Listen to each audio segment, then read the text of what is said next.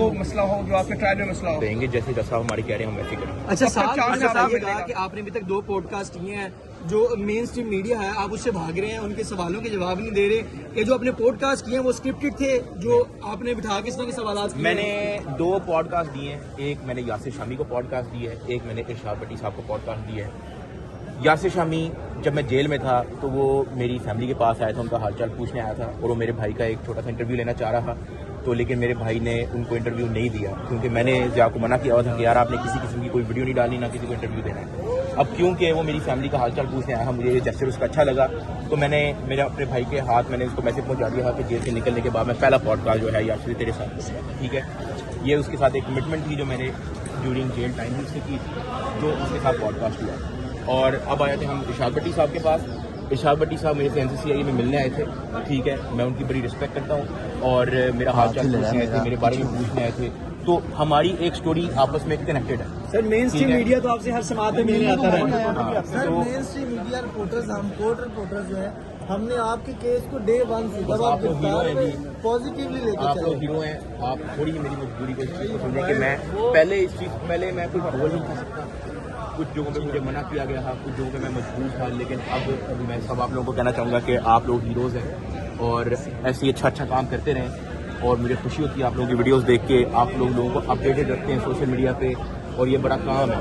और बस कोशिश करें कि मिस इन्फॉर्मेशन ना दें, और जो आप लोग मेरे ख्याल से नहीं दे रहे, सबकी बड़ी सोशल मीडिया आपने बहुत अच्छे बात की खामोशी तोड़ी है, इसके पीछे क्या राज है? आज आपने फर्स्ट टाइम मीडिया के सामने इंटरेक्शन कर रहे हैं, इतनी देर में आपने क्यों नहीं आपने बोले? देखिए, एक तो मैं जिस चीज़ से गुजरा था तो वो मैं थोड़ा सा, एक तो मुझे एंग्जाइटी भी थी, ठीक है, मैं झूठ नहीं बोलूँगा आपसे, मुझे थोड़ा बहुत घबराहट होती थी एक छोटी सी, कि लोग देख के मुझे थोड़ा सा एंग्जाइटी होना शुरू हो गई थी कुछ पॉइंट पे, जबकि मैं पहले इस तरह का नहीं था। पहले तो मैं मीट एंड ग्रीट में लोगों में घुस जाता था, पहले मैं इस तरह से नहीं था।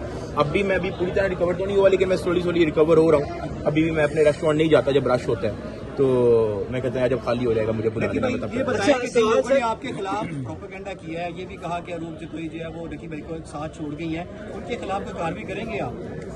देखें, हर चीज़ का जवाब लोगों को देना जरूरी नहीं होता, ठीक है।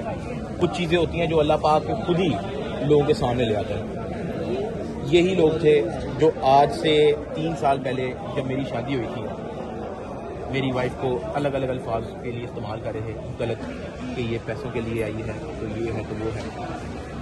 हमने आज तक इस चीज़ को क्लियर नहीं किया, और उन्होंने आज तक इस चीज़ को क्लियर नहीं किया। आज अल्लाह पाक ने खुद ही लोगों के लिए जो है उसका एक चीज़ को क्लियर कर दी है कि वो किस तरह की। अच्छा सर, मेरा सवाल आपसे ये है कि सर आपको एक मिनट सामना करना पड़ा फाइनेंशियली, कितना नुकसान जो है वो आपको हुआ है, और क्या भाई एक मिनट, 2 सवाल इकट्ठे पूछे। अच्छा, फाइनेंशियली एक आप पूछो। हाँ जी, फाइनेंशियली ये सारे के सारे उम्र के दौरान जब से आप गिरफ्तार हुए, कितना नुकसान जो है वो उसका आपको हुआ है, और क्या समझते हैं कि इससे रिकवरी हो पाएगी? टाइम जो है वो नहीं आपको? देखिए, फाइनेंशियली जो है नुकसान ऑब्वियसली हुआ है, क्योंकि 3-4 महीने कोई काम नहीं किया, कोई वीडियोस नहीं बनाई है, ठीक है, कोई चीज़ पे ध्यान नहीं दिया। मेरे घर वालों ने भी अपने काम शाम सारे छोड़ के जो है वो मुझे लुक आफ्टर किया, तो ऑब्वियसली फाइनेंशियल नुकसान तो हुआ है। लेकिन ये है कि अल्लाह का शुक्र है विद टाइम, क्योंकि हमारे इदारे जो है काफ़ी एक्टिव हैं। जैसा मैंने अपनी वीडियो में भी बोला था कि इदारे बुरे नहीं होते हैं, इदारों में अच्छे लोग भी एग्जिस्ट करते हैं, तो वो अच्छे लोग जो है वो इस वक्त साथ दे रहे हैं, तो वो अल्लाह के फजल से। और मुझे अपने अच्छा डकी भाई, आप अदारों की बात कर रहे हैं, आप अदारों की बात कर रहे हैं, आपने कहा कि अदारे जो है गलत नहीं होते, लेकिन अदारों में बैठे हुए लोग गलत होते हैं। ये खबरें सामने आ रही हैं कि अदारों में बैठे हुए लोगों ने ही आपको उठाया, और उन्हीं ने ही आपको बाहर निकलवाया, और उन्हीं ने ही जो है जो स्क्रिप्टेड पॉडकास्ट थे वो आपसे करवाया। ये ऐसी बातें हो रही हैं, ऐसी बातें हो रही हैं, ये अजम्पशन है, ये बातें तो होती हैं, ये बातें तो इसके अलावा 100 हो रही हैं, ठीक है। तो लेकिन ऐसा कुछ भी नहीं है, और कि किसी ने आपको स्क्रिप्ट दी हो या ऐसा कुछ, ये बिल्कुल बेतुकी है। अच्छा नकी भाई, ये बताइएगा कि आपके वालिद साहब की अब तबीयत कैसी है? उनकी सर्जरी हो चुकी है, तो उनका चेकअप हम लोगों ने करवा लिया, और अभी उनको एक डेट मिली है, कुछ मेडिसिन वगैरह मिली हैं, तो अभी हम जैसे डॉक्टर के साथ क्या सर ये बता दीजिएगा कि एक एंकर ने इल्ज़ाम ये लगाया कि आप वीडियो के इंटरव्यू देने के पैसे मांग रहे हैं। ऐसा कुछ भी नहीं है। जैसा मैंने आपको यासिर शामी और इरशाद भट्टी साहब का बताया, आप उनसे जाके पूछ सकते हैं, ठीक है। 1 रुपया ना किसी को दिया ना लिया। नंबर 2, जब मैं जेल से बाहर आया हूँ, मेरे पास इस वक्त मेरे पास PTA अप्रूव मोबाइल नहीं है, मैं आपको दिखाता, मेरे पास लिस्ट पड़ी है कोई 1000 ब्लूटिक वालों की, interview, podcast, news channel, morning shows और पता नहीं कौन कौन सी कोलैबोरेशन। अब या तो अब क्योंकि उनमें से 70% को मैं जानता हूँ, मेरी उनके साथ अच्छी सलाम दुआ है, या तो मैं सबको एंटरटेन करूँगा या तो मैं किसी को एंटरटेन नहीं करूँगा। अगर मैंने एक के साथ भी पॉडकास्ट कर दिया, जैसा इरशाद भट्टी साहब और यासिर शमी की मैंने आपको स्टोरी दिखा दी कि उनके साथ पॉडकास्ट जरूरी क्यों था, ठीक है। इरशाद भट्टी साहब मेरे से मिलने आए और यासिर शमी मेरे साथ जेल टाइम में मेरे साथ मिलने आया, तो वो एक जरूरी था। अगर मैंने तीसरा किसी भी बंदे को पॉडकास्ट दे दिया दोस्ती में, फेवर में, तो मेरे से बाकी सारों ने नाराज हो जाना। सर नाराज हमारा हक भी है सर, हम भी आपके ठीक है, मेरे से बाकी सारों ने नाराज हो जाना। अब ये रियलिस्टिकली पॉसिबल नहीं है, सुने ना, रियलिस्टिकली पॉसिबल नहीं है कि मैं 100 बंदे को 200 बंदे को पॉडकास्ट दे दूं, बातें रिपीट हो जाती हैं, मैं फिर मैं सो नहीं पाऊंगा, या देखिए भाई, कोई और अब काम नहीं आपके होगा। दोस्त सुनिए, मैं बात यूट्यूबर- को कंप्लीट कर दूं, ठीक है। और ये जो आप कह रहे हैं पैसों वाला मामला, ये उनको एक टालने का एक तरीका था। मैंने अपने मैनेजर के जिम्मे लगाया था, मैंने कहा भाईजान सबको गोली दे दो, लेकिन इस तरह से गोली देना कि वो नाराज ना हो, ठीक है। उन्होंने डायरेक्ट मना नहीं किया, उन्होंने कहा कि भाई वो बिजी है, वो सिर्फ जहाँ पे ये हमारी फीस है शूट करता है बता दो।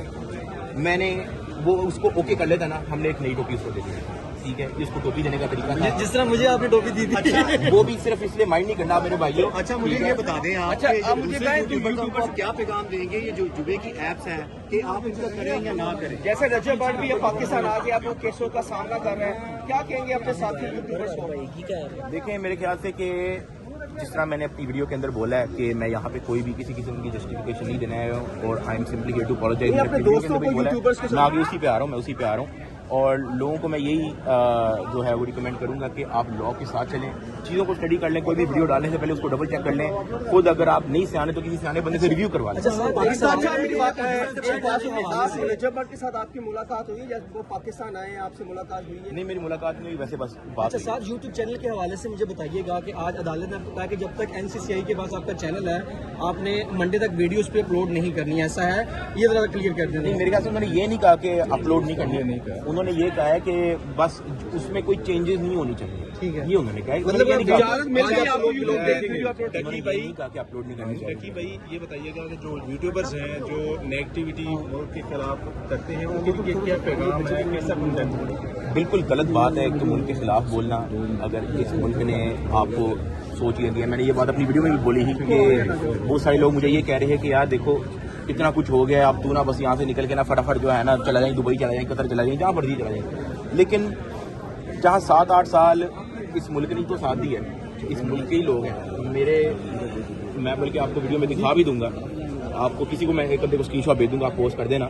मुझे 92 या 93% बंदा पाकिस्तान से देखता है, बाकी सिर्फ 7% फॉरनर, 7% फॉरनर। 93% पाकिस्तान से जो देख रहे हैं वो पाकिस्तानी लोग तो आपको साथ दे रहे हैं। तो एक हल्के से मुश्किल टाइम पे आप फटाफट जो है वो मुल्क को ब्लेम करना शुरू कर दो, तो ये बड़ी बेवकूफ़ी है, ठीक है। और आप अपनी गलतियों के लिए किसी मुल्क को आप नहीं ब्लेम कर सकते, ना आप किसी हुक्मरान को आप ब्लेम कर सकते हो। सर मेरा सवाल आपसे ये है कि आपने 100 दिन जो है वो हवालात में गुजारे, जो आपके साथ हुआ वो बड़ा गलत हुआ, गलत होना ये नहीं चाहिए था, क्योंकि कोई भी शख्स जो है ये नहीं चाहता कि उसके साथ गलत तरीके से ये सारी चीजें हो। जो बाकी हजारों लोग इस तरह के हैं जिनके साथ NCCI ये जुल्म कर रही है या उनसे रिश्वत वगैरह मांग रही है, तो उस सवाल से क्या कहना चाहेंगे? क्योंकि आपका ब्रदर